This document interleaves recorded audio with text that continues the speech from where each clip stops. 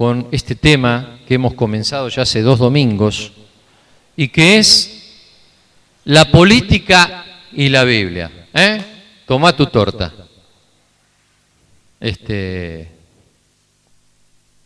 Ni que Mariano Grondona,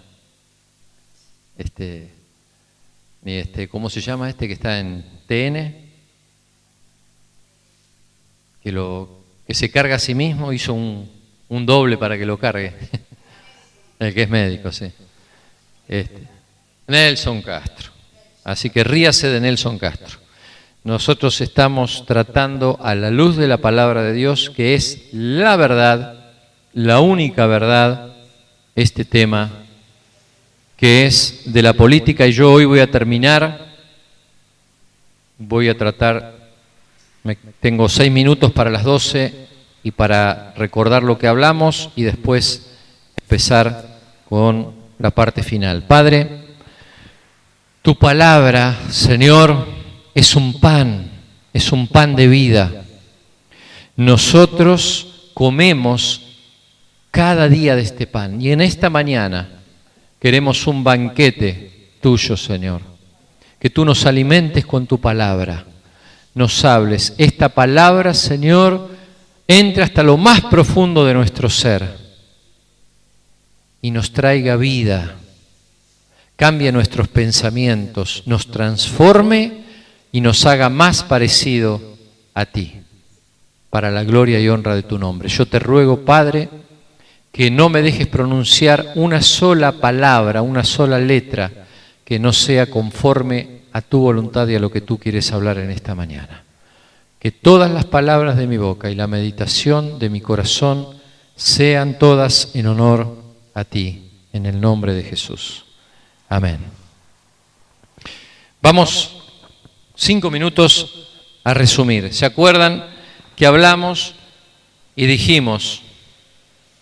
Primero, la política es la ciencia que trata del gobierno y la organización de las sociedades y los estados. Y dijimos que esto, aunque nos parece, o es una definición que tiene una connotación, parece que bastante de este mundo, bastante mundana, por decirlo de alguna manera, a Dios no le asusta. Y no solo que no le asusta, sino que Dios, en su omnisciencia, esto es, en todo el conocimiento del futuro y de todas las cosas, Él previó un sistema para las naciones, sistemas de gobierno, sistemas de organización, que están coordinados o están, digamos así, apoyados por esta ciencia, que algunos dicen que es un arte, algunos dicen que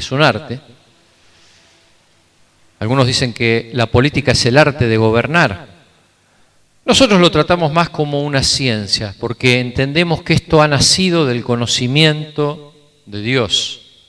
Dios, que conoce el corazón del ser humano, ha preparado una manera para que los hombres puedan vivir en comunidad, puedan vivir en sociedad.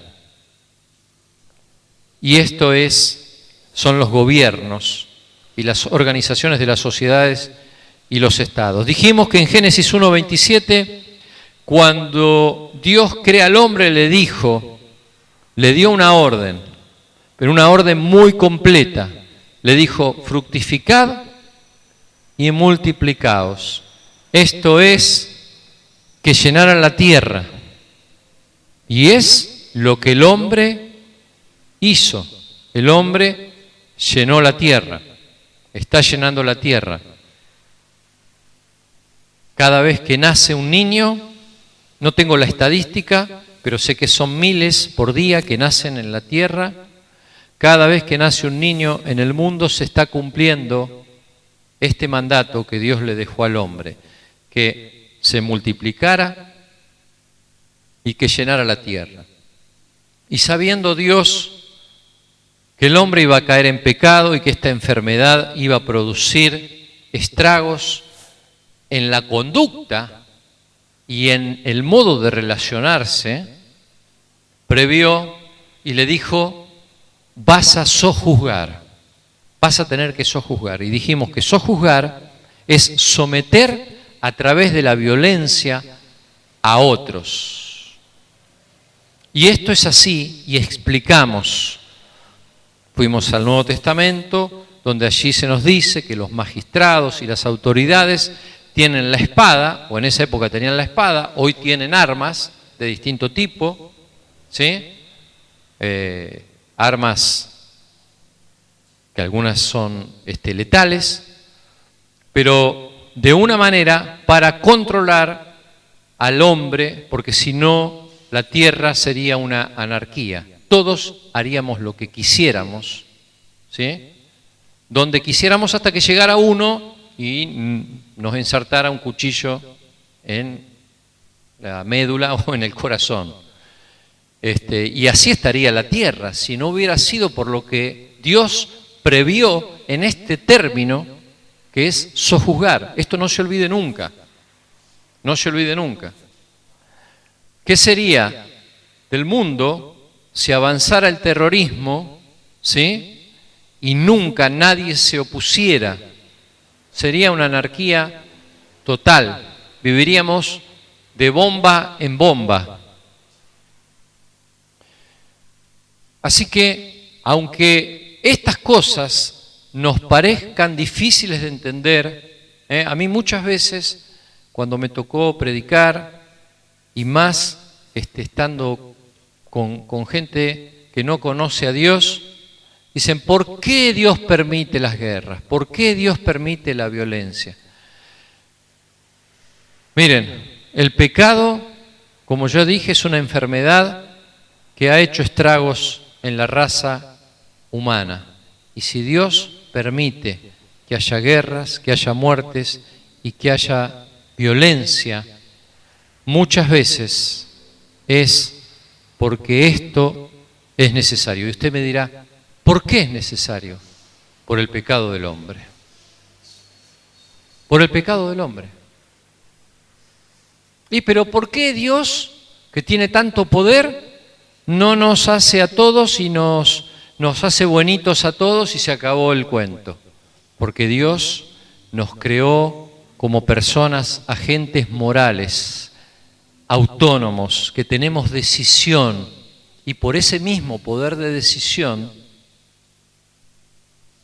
vamos a ser juzgados. A ver qué decidimos en esta vida. Si nos decidimos por Él, si nos decidimos por Jesús, o nos decidimos por hacer nuestra vida así como cualquier otra persona.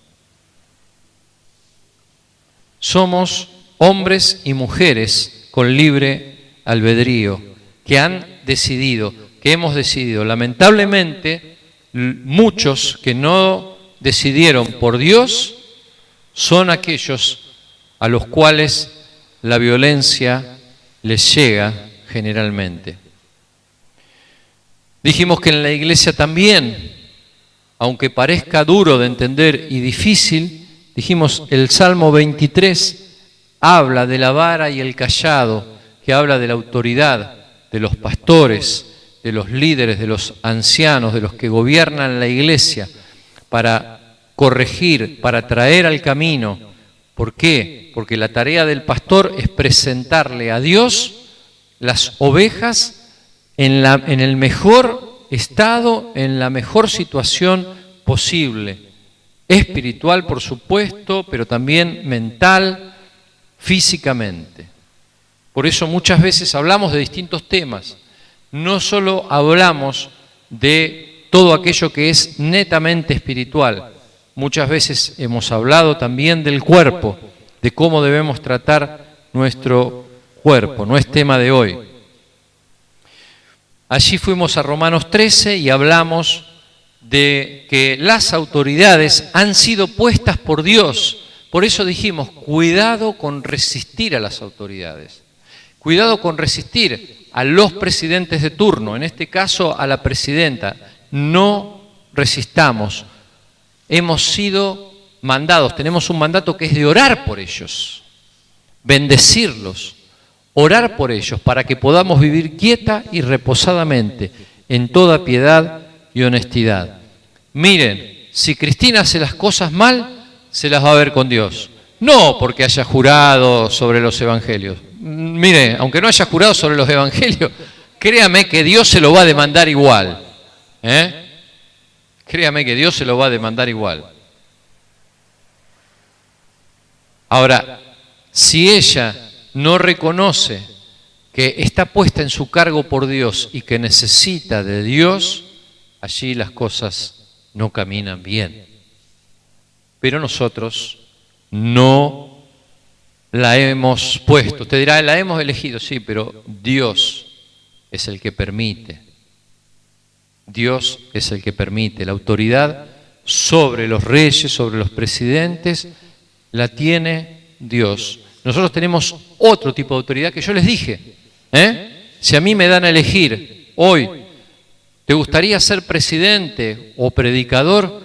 Yo creo que puedo influir más a través de la palabra de Dios que de ciertas maneras políticas en que uno puede conducir una nación. Es cierto que uno puede hacer muchas cosas, pero fíjense, José, fíjense, Daniel, José fue elegido por Dios para salvar a su pueblo e indirectamente salvar a otra nación, como fueron los egipcios, como fue Egipto, del hambre.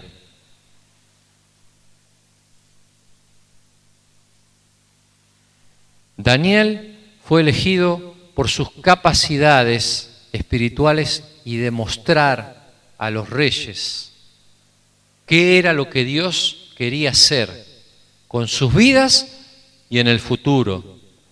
Tenemos sueños que fueron revelados a Daniel, que hoy todavía se están cumpliendo. La estatua del rey Nabucodonosor, ¿se acuerdan?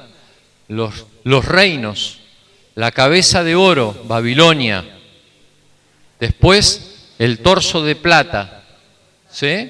El tronco de plata que representaba a los medos persas, que fueron los que los conquistaron, ¿sí? Después los muslos y toda esta parte de bronce, que fueron los griegos. Y después todo lo que tiene que ver con la parte de hierro, que fue el Imperio Romano. Los pies, que son de barro y hierro, una mezcla, ¿sí? Muchos estudiosos de la Biblia dicen que es el poder político y la iglesia hoy funcionando juntos. La iglesia tradicional y el poder político que después del Imperio Romano surgió con Constantino. Muchos conocemos ese tramo de la historia. Así que Dios no preparó políticos, pero los puso en cargos políticos a José y a Daniel por sus capacidades espirituales. Así que hermano y hermana querida, podés estudiar ciencias políticas, yo te lo dije de aquí, desde este púlpito. Dios no se va a asustar, Dios no se va a poner triste porque estudies ciencias políticas, no se va a poner mal, por el contrario, yo creo que es bueno, pero lo más importante es que estemos preparados espiritualmente, porque lo que necesitan los pueblos, lo que necesitan los habitantes, los hombres y mujeres de una nación, son hombres que tengan la visión espiritual correcta, como la tuvieron José, como la tuvo Daniel también. Perdón.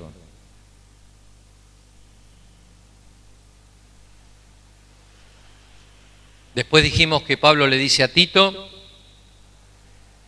que por favor no se olviden siempre de orar por las autoridades. Y a Timoteo se lo recalca.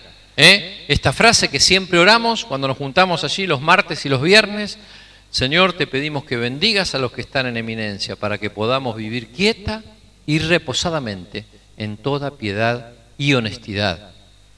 Eso es bueno y a Dios le agrada. ¿Sabe lo que a Dios no le agrada? Pero esta presidenta, pero este gobernador, pero este intendente. Eso no le agrada. Eso no le agrada. Más bien, usemos ese tiempo en orar por ellos, en orar, en cubrirlos. ¿Sabe si toda la iglesia cubriera a las autoridades, a los gobernantes? Yo creo que nuestra nación estaría mucho mejor. Eso es lo que yo pienso y ustedes van a ver por qué. Hoy yo voy a explicar un poquito de esto.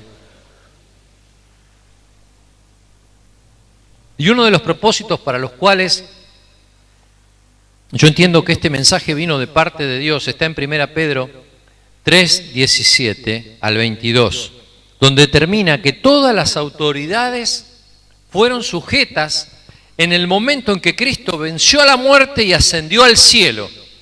Todas las autoridades y potestades quedaron sujetas a su autoridad, a la autoridad de Cristo, a la autoridad de Cristo. Y dijimos, iglesia, estemos en paz, quedémonos tranquilos, ¿sí? Chávez hizo muchas cosas, no sé si cosas buenas o cosas malas, Néstor Kirchner también habrá hecho sus cosas buenas, sus cosas malas, pero nunca dejaron de estar sujetos a Cristo, no por su propia voluntad, sino porque Cristo, el Padre, le dio a Cristo todas las autoridades, las sujetó a sus pies al vencer la muerte y estar sentado a la diestra, como cantábamos hoy. Él es el Señor a la diestra de Dios Padre. Muy bien. Dijimos también que gobernar era conducir o era dirigir. Y dimos los ejemplos de José, dimos el ejemplo de Daniel, pero dimos también otros ejemplos, como Salomón, el rey David, y algunos ejemplos malos, como Saúl. Saúl también gobernó, y es un mal ejemplo, pero no dejó de ser. Usted cuando va al libro de los Reyes, o el libro de Samuel, dice que Saúl fue ¿qué? Fue rey de Israel. Y se lo considera como el primer rey de Israel, aunque haya sido un mal rey. ¿Qué dijo David? ¿Qué dijo David? No os haré levantar la mano, no tocaré, ni levantaré mi mano ante el ungido de Jehová. Y tuvo oportunidades para hacerlo, y aún para quitarle la vida, pero no lo hizo. Así que, hermanos, y tenemos un montón de ejemplos. Yo hablé también, les dije Acab. Acab es un ejemplo de un mal gobernante. Muy bien. Luego, el domingo pasado, les dije, y ya había hablado algo el domingo anterior, que a Jesús nunca lo asustó la política, por el contrario, vivió, creo yo, uno de los tiempos políticamente, si nosotros hablamos, ¿no?, de que los tiempos políticos en la Argentina hoy están complicados, imagínese lo que era vivir en Israel en la época de Jesús, con el Imperio Romano, con las crucifixiones, con la espada sobre el pueblo y con el nivel de corrupción tremendo que había.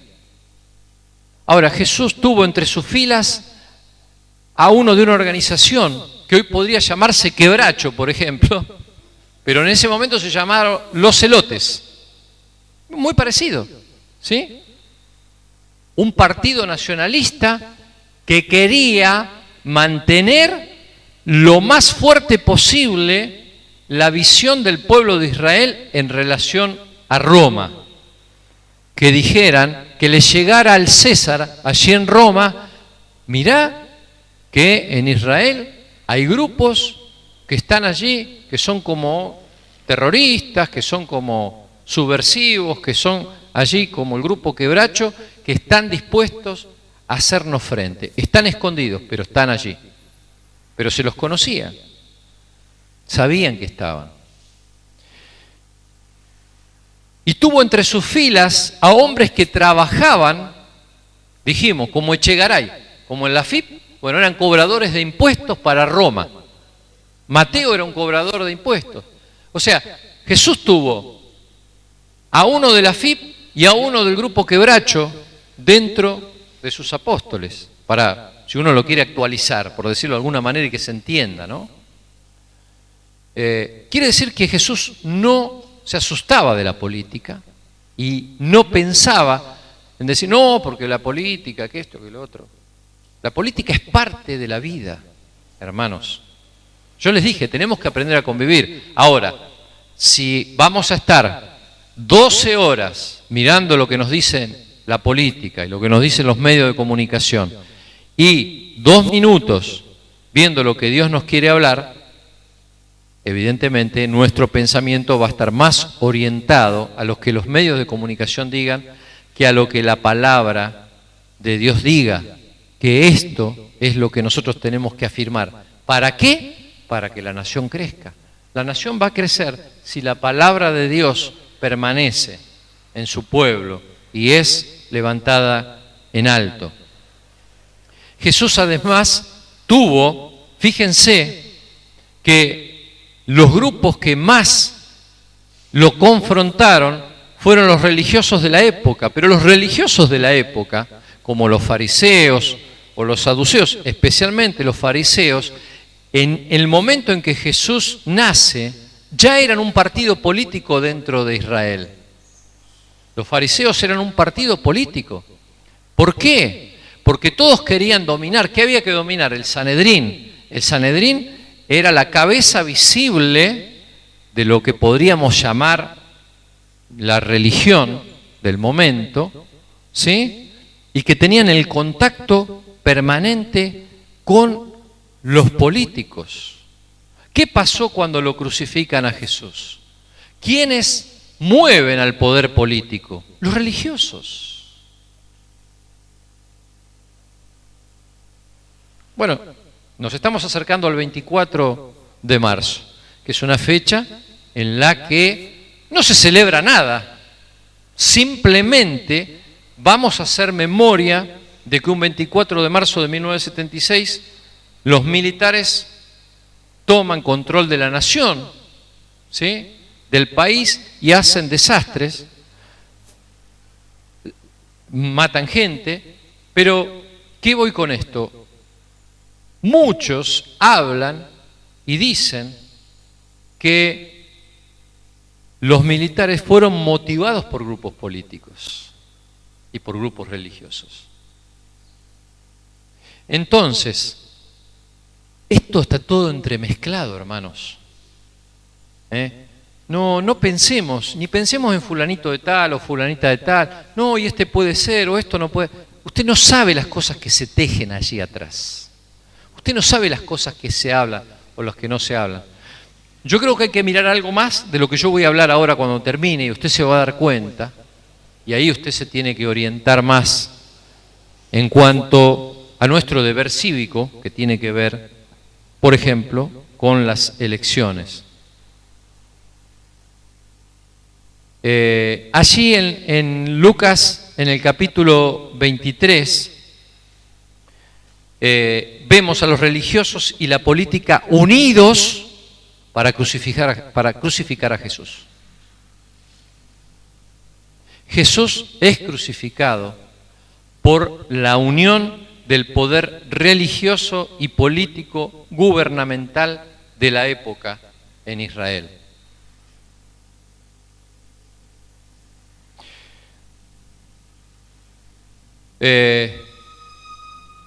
En muchas congregaciones se hace de distintas maneras política, o sea, la política también entró dentro de la iglesia.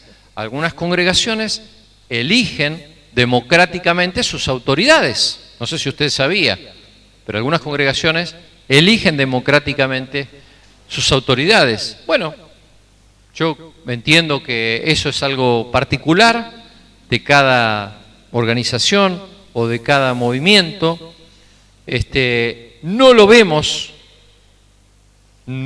muy claro este tema a la luz de la Biblia.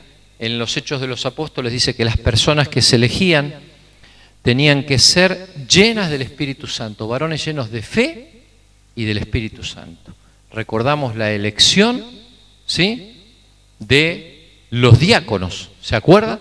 En Hechos, la elección de los diáconos, ¿sí? Fíjense, si usted quiere, bueno, son cargos que están en la iglesia. Usted quiere llamarle, ponerle un título como política, eclesiástica o como le quiera llamar, pero ¿a qué apuntamos dentro de la iglesia? Y usted lo va a ver ahora en todo lo que yo voy hablando, voy avanzando hacia eso, que no nos manejamos como se maneja el mundo, ¿sí? Si usted me pregunta, por ejemplo, pastor, ¿usted qué piensa? ¿A Dios qué le gusta más? ¿La democracia? ¿La monarquía? ¿Qué forma de gobierno le gusta más a Dios? Bueno, miren, Dios ha establecido una forma de gobierno. Él tiene un reino y es rey.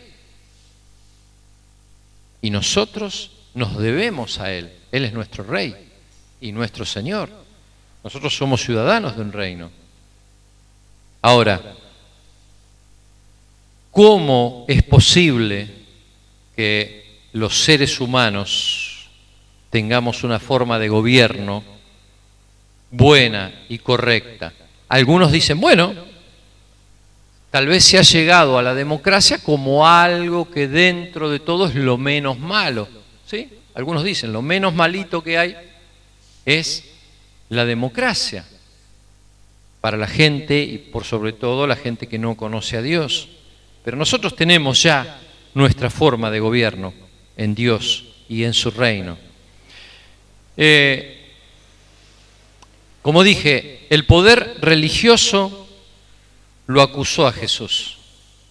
Y le dijo, quiere hacerse más importante que el César, más importante que el rey. Y bueno, y los políticos de la época lo condenaron y lo llevaron a la cruz. Ahora, usted me dirá, bueno, pastor, pero si a mí me hablan, si a mí la gente me habla, porque yo estoy con todo, nos reunimos, voy a un cumpleaños, voy a un casamiento, estoy con gente conocida, y vieron que se dice, de fútbol, religión y política no se habla. Vieron que son tres temas que no se pueden tocar porque son para discutir, son para pelear.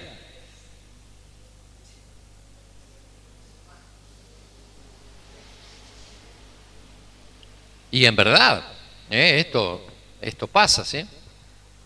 Son temas que uno piensa una cosa, otro piensa otra y a veces nos ponemos a discutir. Pero Jesús dijo algo importante en Lucas 12. Vamos a Lucas 12, que acá estamos relacionados con la política. Mire de qué manera el Señor nos relaciona con la política. Lucas 12.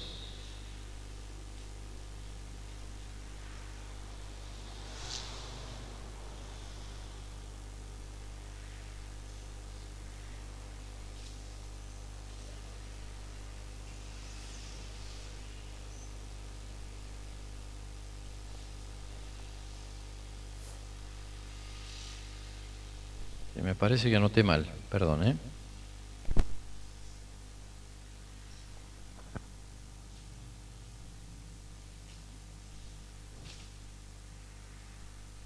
No, anoté bien.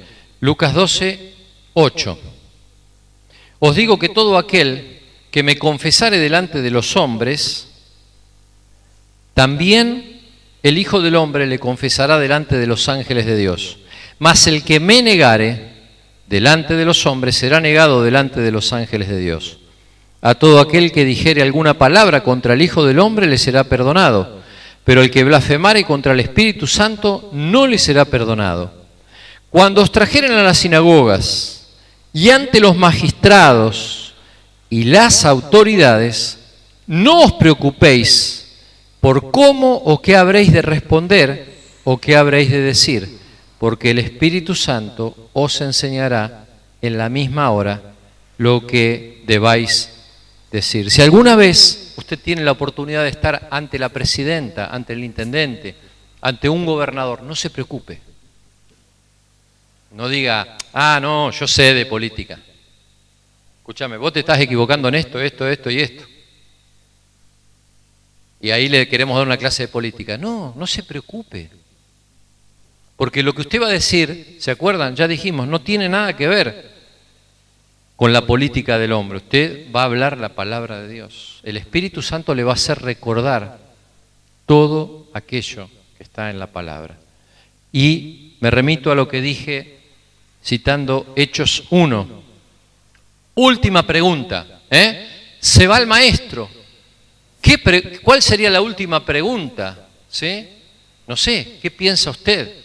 Le podríamos preguntar. El Señor se va y dice, me voy al cielo. Ya me voy, me espera mi Padre, me espera en su trono, voy a estar allí a la diestra, voy a estar orando por ustedes. ¿Qué pregunta le haría?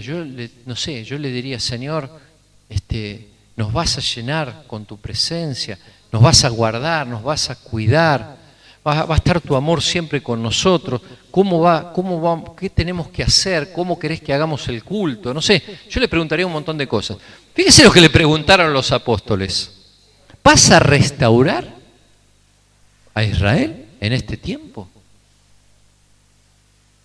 Y el Señor, ¿qué les dijo? A ustedes no les importa saber las cosas que solo el Padre ha designado Él en su potestad, en su sola potestad. Los sacó del tema. Fíjense que automáticamente le dijo, olvídense de esto, pero recibiréis poder. Eso es lo importante.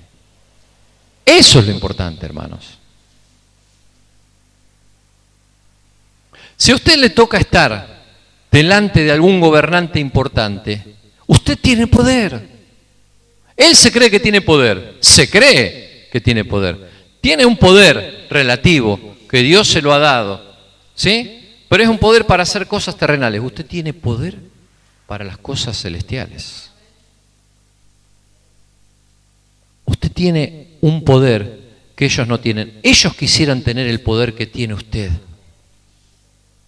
para poder orar y deshacer las obras del diablo. Cada vez que ellos hacen el diablo va y le hace así.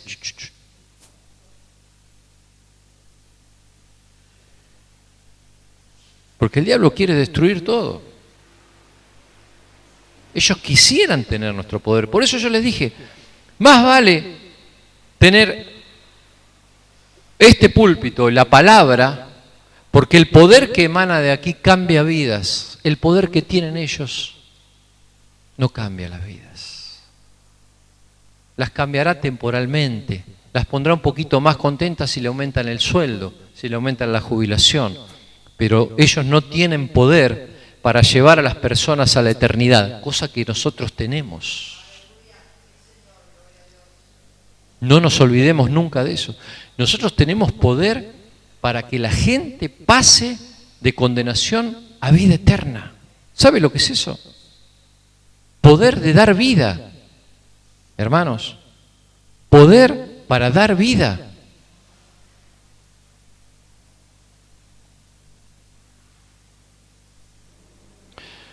Yo le decía a este muchacho ayer que les nombraba a John y que me decía, mirá, orá por mí porque estoy muy mal en mi casa, en mi familia y tuve un intento de suicidio. Yo le digo, hermano, ya, volvete a Dios. Bueno, no le dije hermano, le digo, volvete a Dios, ya, no esperes más, busca de Dios. Conoce a su manera. Pero yo le dije, lo importante es que aceptes a Jesucristo, que tengas a Jesucristo en tu vida.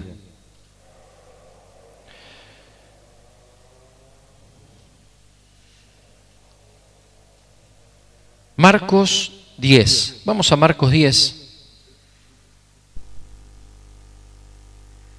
Tengo un par de textos más que quisiera compartir. Marcos 10, versículo 35. Aquí empezamos a ver ya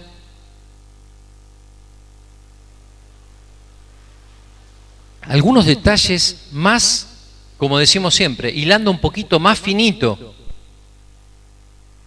Cómo Jesús, sin dejar de hablar de esto, habla de esto otro también. Marcos 10:35. Entonces Jacobo y Juan, hijos de Zebedeo, se le acercaron diciendo: Maestro, querríamos que nos hagas lo que pidiéremos. Lárguenlo nomás. No, Jesús les dijo: ¿qué queréis que os haga?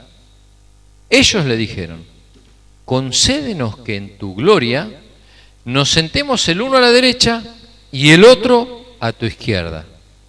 Entonces Jesús les dijo: no sabéis lo que pedís. ¿Podéis beber del vaso que yo bebo o ser bautizados con el bautismo con que yo soy bautizado? Ellos dijeron: podemos. Jesús les dijo: a la verdad del vaso que yo bebo beberéis, y con el bautismo con que yo soy bautizado seréis bautizados. Pero el sentaros a mi derecha y a mi izquierda no es mío darlo, sino a aquellos para quienes está preparado. Cuando lo oyeron los otros 10, ¿no? Comenzaron a enojarse contra Jacobo y contra Juan. Mas Jesús, llamándole, les dijo, y preste mucha atención porque esta es una enseñanza tremenda que la hemos dejado pasar. Es como que es, sí, bueno, tenemos que ser todos bonitos, humildes. Escuche bien esto, escuche. ¿Sabéis que los que son tenidos por gobernantes de las naciones se enseñorean de ellas? ¿Saben lo que quiso decir el Señor? ¿Ustedes se piensan que los políticos están por amor al arte? Ellos quieren estar sobre ustedes, quieren tener poder. Ellos quieren el poder, les gusta el poder.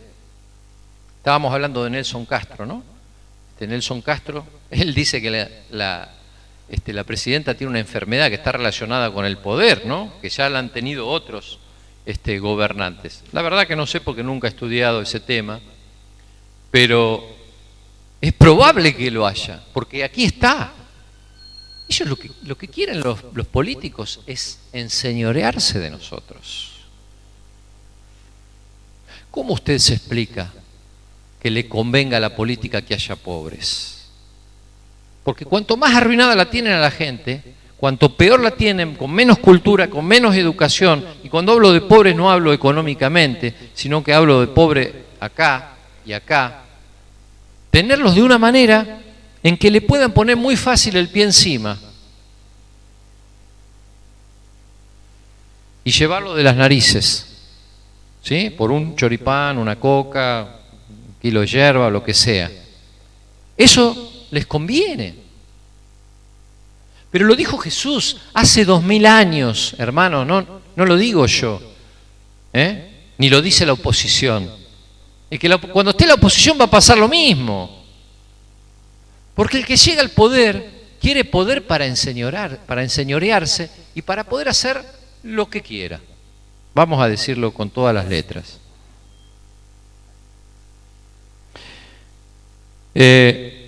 Entonces, por los gobernantes de las naciones se enseñorean de ellas, y sus grandes ejercen sobre ellas potestad. Aquellos que tienen poder y que tienen dominio ejercen el poder sobre los demás. Pero ¿qué le dijo el Señor? Y aquí está lo interesante en relación a, bueno, pastor, ya que Dios trajo todo este tema de la política y se lo dio al hombre para que, bueno, que las naciones y los estados pudieran funcionar, ¿por qué no lo traemos a la iglesia? Bueno, cuando alguien quiera traer esto a la iglesia, usted dígale esto. Exactamente, pero no será, versículo 43, así entre vosotros. Sino que aquel que quiera hacerse grande entre vosotros será vuestro servidor.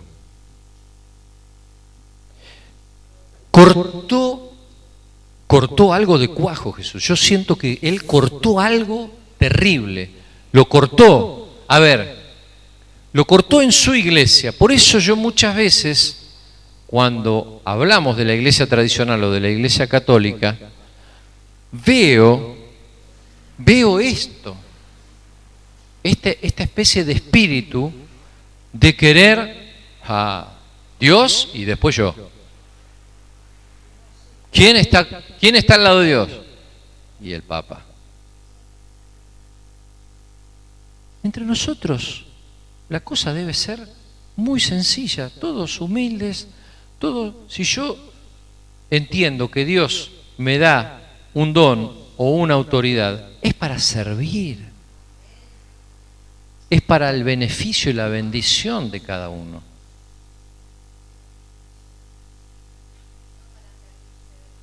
Exactamente. Amén. Entonces, fíjense que yo siento que cortó algo de cuajo, que hoy yo entiendo que una de las cosas que nosotros debemos hacer hincapié dentro de la iglesia no hablo de este local físico, sino dentro de lo que es la institución, de lo que es el grupo de redimidos, es que ¿de qué nos sirve el poder político dentro de la iglesia? ¿De qué nos sirve? De nada, hermanos. ¿De qué me sirve a mí tener autoridad sobre usted? Nada. Absolutamente para nada que yo me quiera enseñorear de usted. Yo lo tengo que llevar a usted a que usted tenga como Señor a Cristo.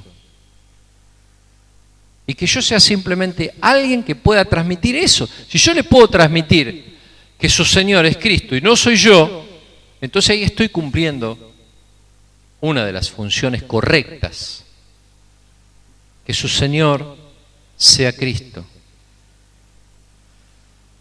Y lo digo con conocimiento de causa porque muchas congregaciones, y por eso lo digo, cuando a usted le preguntan dónde se congrega, ustedes si quieren digan la iglesia de la avenida Calchaquía, no digan la iglesia del pastor Marcelo, porque la iglesia no es del pastor Marcelo. Yo no soy el señor de nadie, soy el señor de mi esposa, eso sí, porque la palabra lo dice, ¿no? Ahí sí. Ahí sí. Pero yo no soy el Señor de la iglesia. El Señor de la iglesia es Jesucristo. Pero en este último tiempo se han levantado pastores, apóstoles, recontraapóstoles, arcángeles, que se hacen prácticamente como Dios, para enseñorearse y para vivir muchas veces económicamente de el pueblo de Dios.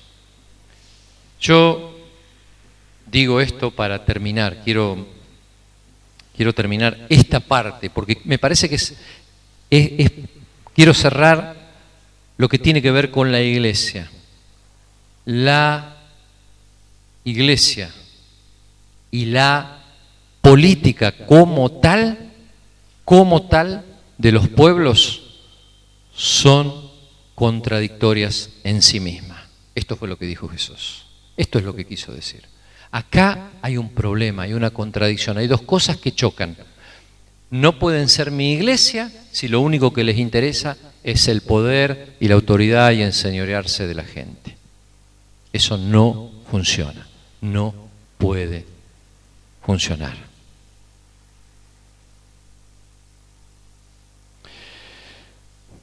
Cerrada esta parte que me parecía muy importante que la tengamos en cuenta. ¿Por qué? A ver, si yo le pregunto a usted el por qué le parece que esto es así? Bueno, si lo vamos a hacer bien clarito, es porque la iglesia, ya tenemos un Señor, ¿no? Yo lo acabo de decir recién. Tenemos un rey, tenemos un gobernante, ya lo tenemos. No necesitamos otros gobernantes. ¿Sí? Está bien, podemos tener ancianos, presbíteros, pastores, apóstoles, evangelistas, pastores, maestros, bueno, todos los ministerios, las tareas, los podemos tener, pero no nos olvidemos que son cargos de índole espiritual, porque están dados por el Espíritu Santo para ejercer la tarea de perfeccionar a los santos.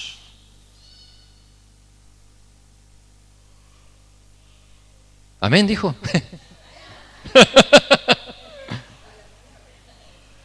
Amén.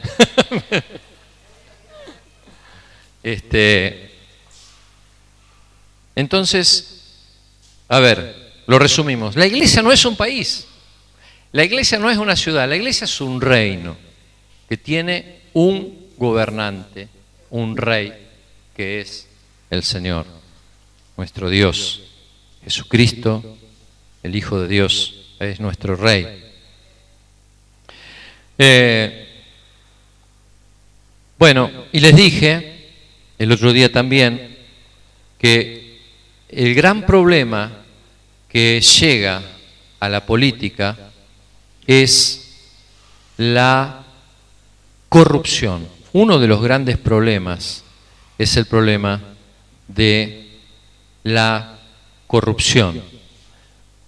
Esto no lo digo yo, lo dijo Nehemías hace 3000 años. Ahora lo vamos a ver, o hace casi 3000 años. Él lo dijo, él lo reconoció. El gran problema de los pueblos es la corrupción. Y la corrupción lleva, como dijimos el otro día, a la inmoralidad, a vivir de la vereda de enfrente de los mandamientos de Dios, ¿sí?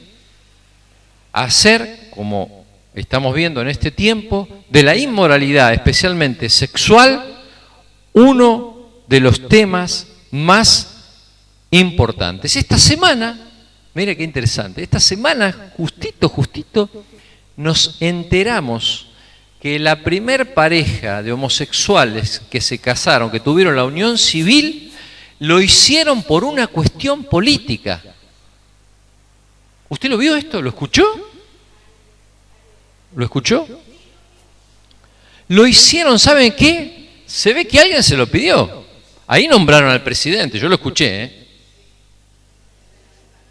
No sé si también le habrán pagado, pero alguien políticamente influyó para que estos muchachos dieran la cara, ellos mismos dicen, dieron la cara, se recibieron todos los cachetazos, ¿para qué?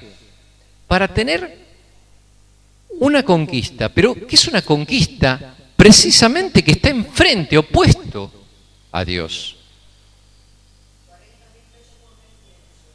Ah, y tienen sueldo ahora, claro, por supuesto, tienen sueldo ahora también. Pero,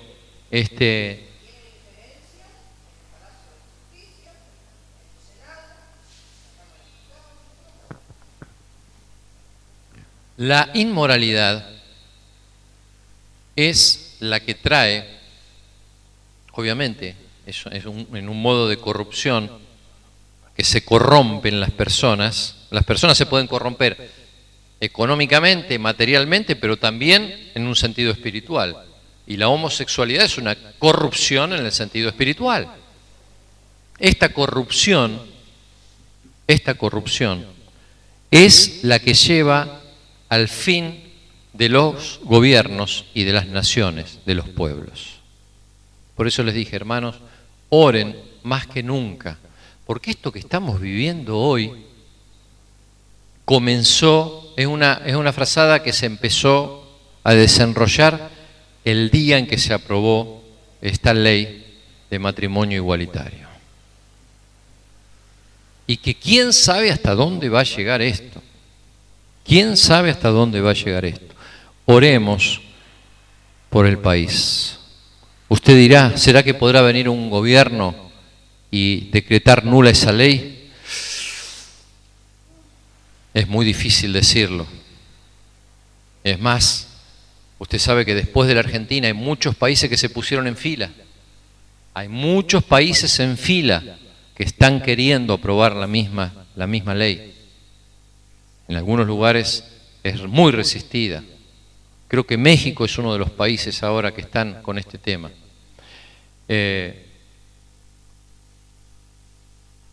Termino, vamos a Nehemías. Yo les dije el domingo pasado, ¿usted quiere ser político o política? ¿Le gusta trabajar? Nombramos a Juan Carr, un hombre que trabaja, simplemente lo nombramos por eso. Aunque no conocemos su vida en profundidad, muchas veces decimos con mi señora, este hombre parece cristiano, ¿no? Están permanentemente ayudando, ahora están ayudando creo que sobre el tema de la trata de personas, bueno, por supuesto a los inundados, estas cosas son muy normales, ¿no?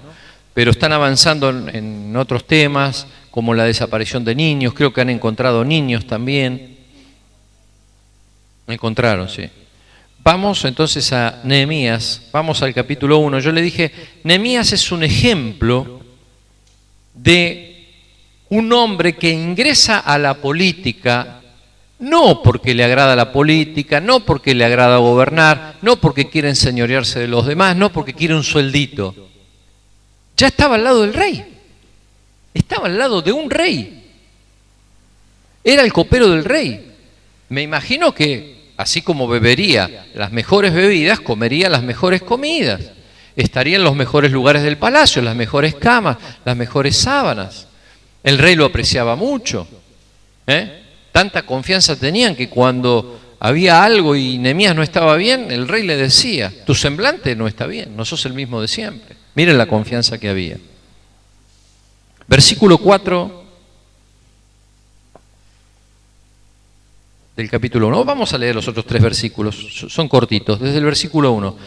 Palabras de Nehemías, capítulo 1, versículo 1, hijo de Acalías. Aconteció en el mes de Quisleu, en el año 20, estando yo en Susa, capital del reino, que vino Anani, uno de mis hermanos, con algunos varones de Judá.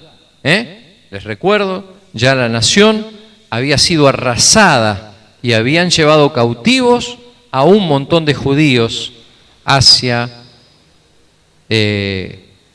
Babilonia y hacia los territorios donde ocupaban los babilonios, los asirios, los medo-persas. Y les pregunté por los judíos que habían escapado, que habían quedado de la cautividad por Jerusalén. Y me dijeron, el remanente, los que quedaron de la cautividad allí en la provincia, están en gran mal afrenta, y el muro de Jerusalén derribado y sus puertas quemadas a fuego. Ahí le pintó el panorama de su nación o de su provincia, como era Judea. ¿Cómo está? Mirá, está todo mal. Es un desastre. Está todo roto. La ciudad pasó Katrina por la ciudad. Está destruida totalmente.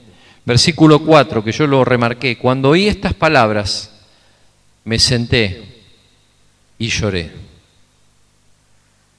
Este es el sentimiento de una persona que quiere el bien de los demás, que está preocupada por el bienestar de otros, que puede ser un político, ¿sí?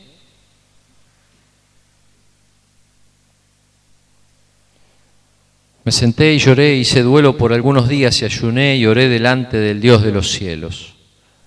Ahí está. Usted quiere trabajar, quiere servir a otros, quiere bendecirlos, no solo en la iglesia, sino fuera de ellos. No tiene que ir a sacarse fotos con los políticos y subirlas a Facebook, como hacen muchos, porque hay cristianos que lo hacen. ¿Sabe lo que tiene que hacer? Orar y llorar por aquellos que sufren. Y poner el caso en la presencia de Dios. Eso hace un hombre de Dios, que quiera servir a otros. Hemos llegado a este estado de la política actual por algo que dice Nehemías, fíjese.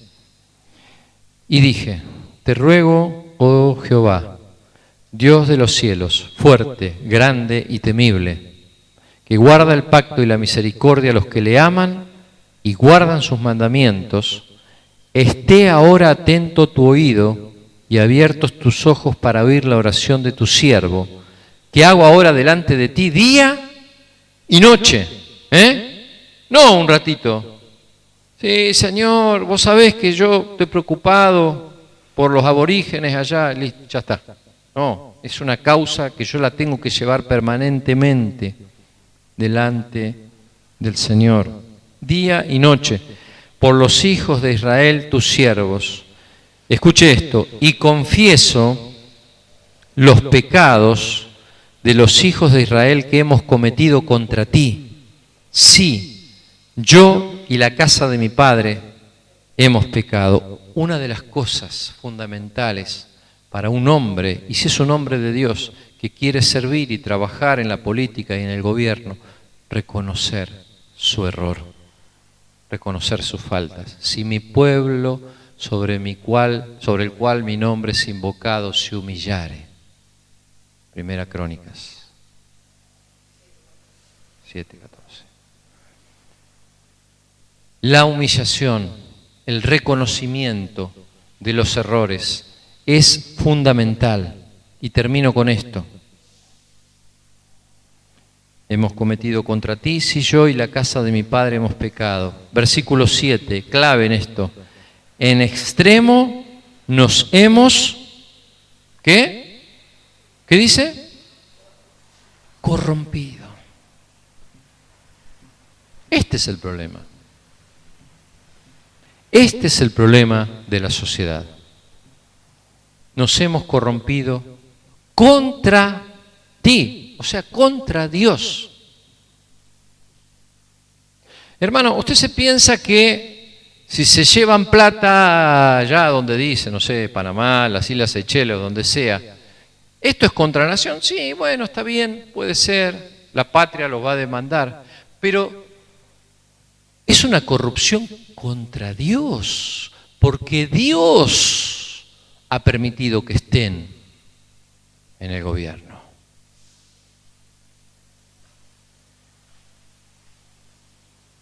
Mire, si se descubre o no se descubre, las cuentas acá, las cuentas allá, si van presos, si no van presos, mire, va a ser anecdótico.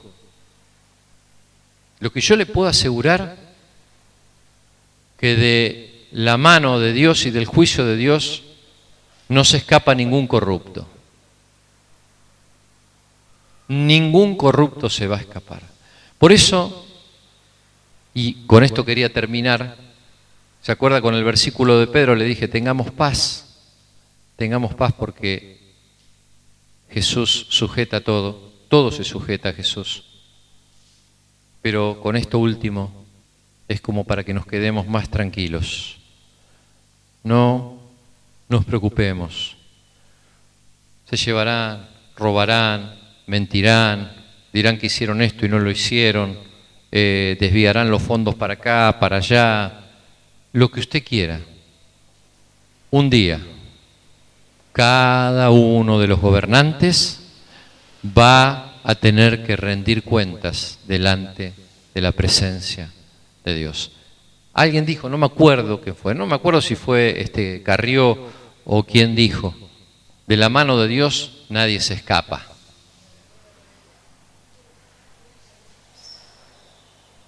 No sé si habrá tenido en cuenta este pasaje o no. Ahora, ¿qué es, y para cerrar, qué es lo que nos queda a nosotros? Bueno, nos queda esto. Primero, tenemos que tener paz porque todo está en el control del Señor. Pero hay posibilidad. Y bueno, Nehemías trajo una alternativa, el arrepentimiento, el volverse a Dios. Y se levantó él como autoridad. Dijo, bueno, evidentemente Dios tenía algo con él. Y él se levantó como autoridad y fue gobernador. Y reestructuró, reedificó, reorganizó, hizo todo lo que tenía que hacer. Usted me pregunta, ¿pasará esto en la Argentina algún día? No lo sé. Le digo lo mismo que Jesús le dijo a los apóstoles. No lo sé, solo Dios sabe. lo que va a pasar. Es más, no nos interesa. Lo que sí nos interesa saber es que tenemos poder, que se nos ha sido dado un poder. Y ese poder está para cambiar vidas, para entrar a la presencia de Dios, para orar, para bendecir a otros y para hacer lo que los gobernantes no hacen. Amén. Nos ponemos de pie y vamos a orar.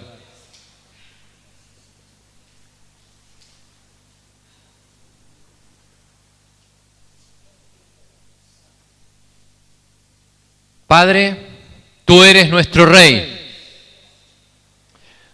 Reconocemos que somos extranjeros en este mundo, que tú nos has enviado desde tu mismo corazón, desde tu mismo reino, a traer las buenas nuevas de salvación a los hombres y mujeres de esta tierra y hacer luz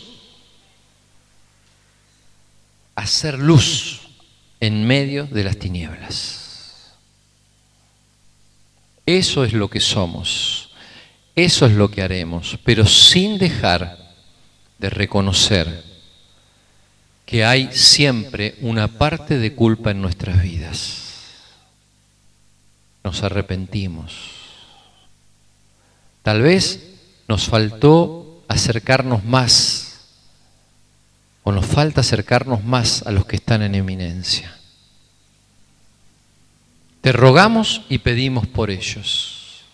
Y si nos quieres dar la oportunidad de estar cerca de ellos para llevarles la palabra de salvación, la palabra de vida, tu palabra, tu evangelio, Señor, queremos hacerlo. Lo queremos hacer.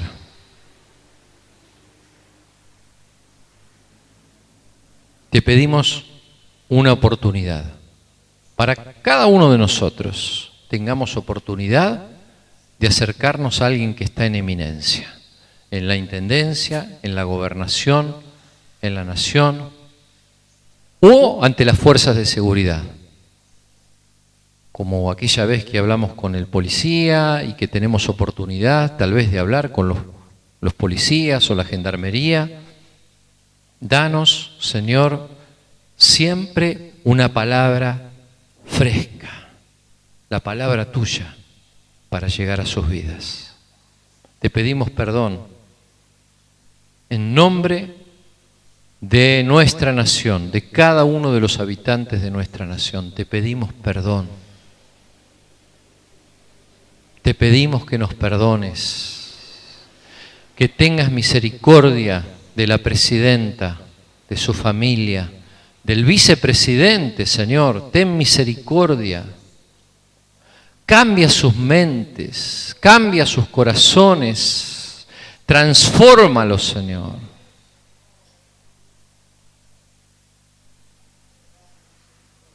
Y te pedimos también por el gobernador, para que el gobernador de la provincia, Señor, y los demás gobernadores también te conozcan. Clamamos por el Barba Gutiérrez, Señor, que se ha alejado, se ha ido, Señor, al ocultismo, se ha ido a los sacrificios, a los ritos, a la idolatría, al satanismo. Ten misericordia de este hombre, Señor. Ten misericordia de este hombre, de su casa, y alcánzalo, Señor. Sea alcanzado con la misericordia tuya. Y Señor, sabemos que falta poco para que Jesús nos venga a buscar. Pero mientras tanto, vamos a seguir clamando. Vamos a seguir siendo, Señor, un faro encendido aquí en la ciudad de Quilmes, para atraer a todos aquellos que están extraviados, que están lejos de ti, que andan sin rumbo, perdidos en la condenación. Yo te ruego que bendigas a cada uno de mis hermanos y mis hermanas, Señor, los que hoy están, pero también los que no están, Que cada uno de nosotros, Señor, lleve tu palabra a todas partes donde vayamos, a todas partes, y con quien nos toque hablar, sea tu palabra el motivo de nuestra conversación. El Evangelio de Jesucristo sea el motivo de nuestra conversación. Que no nos enredemos, Padre, en los temas políticos, de los partidos, de este color o del otro color, o de esta manera, o de este pensamiento, o de esta filosofía, sino que podamos llevar tu palabra a cada habitante de esta Argentina. En el nombre de Jesús. Amén.